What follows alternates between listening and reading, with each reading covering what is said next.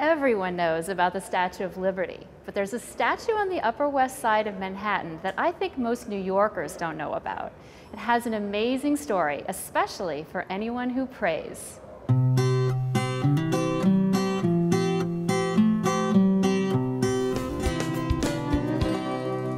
Hi, I'm Alina Larson. Welcome to Destination Inspiration. Today I'm here with Jeffrey Morin of the American Bible Society, and he's going to tell us about Jeremiah Lanphier. He took an incredible leap of faith on September 23rd, 1857. Jeremiah Lanphier was a man who took a job nobody wanted.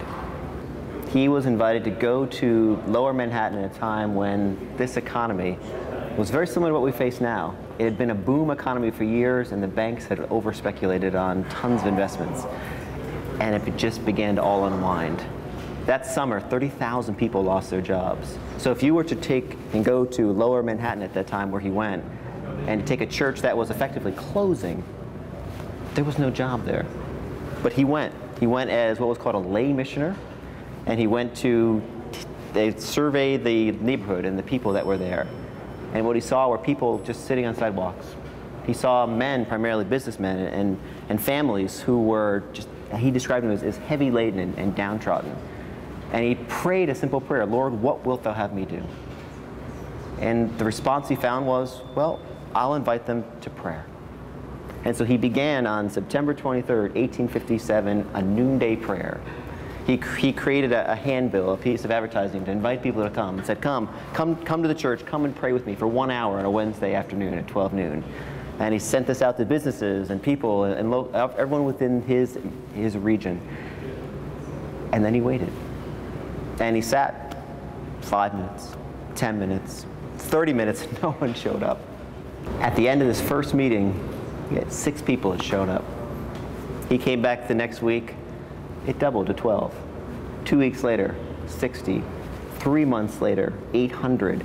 8 months later, 6,000 people were praying, gathering, and they had to expand from this one room of this old church to multi-locations. Within 9 months, it spread from New York City to Philadelphia and up the coast of Boston. By the end of the first year, there were 800,000 people who had begun to pray, all as a result of this one man and his devotion. So we're thrilled that he is now here, that he is seated on a bench, and his hand is extended just like this.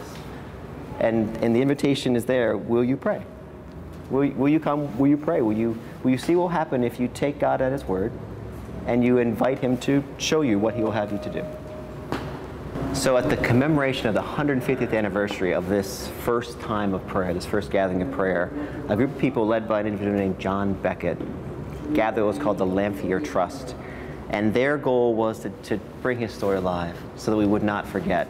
They commissioned the statue, they invited people to come and to remember his story, and to take him up on his example, to not forget what God had done with this one man. And so the statue was commissioned, it was created, it's a wonderful piece.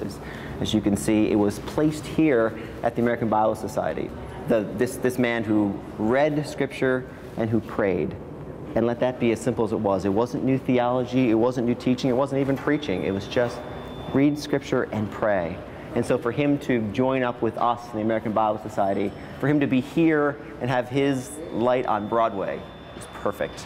Now that 3 million people walk by here each and every year, the chance for them to see him, to learn his story, and to be challenged by his example, we think is just remarkable. Those who created the statue knew they wanted a public place for it. So they were in contact with the American Bible Society to say, would you put it on your sidewalk? Would you put him on Broadway? So that he'd have the opportunity to be seen by many, many more people.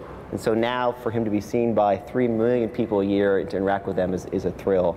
And to watch, as we do every day, the variety of New Yorkers who come and sit on the bench, who sit on his lap, who take his hand, who read about him, who begin to understand him. We can only hope that they don't just have fun with the statue, but they begin to understand and see who this individual was and how he's been used in our history.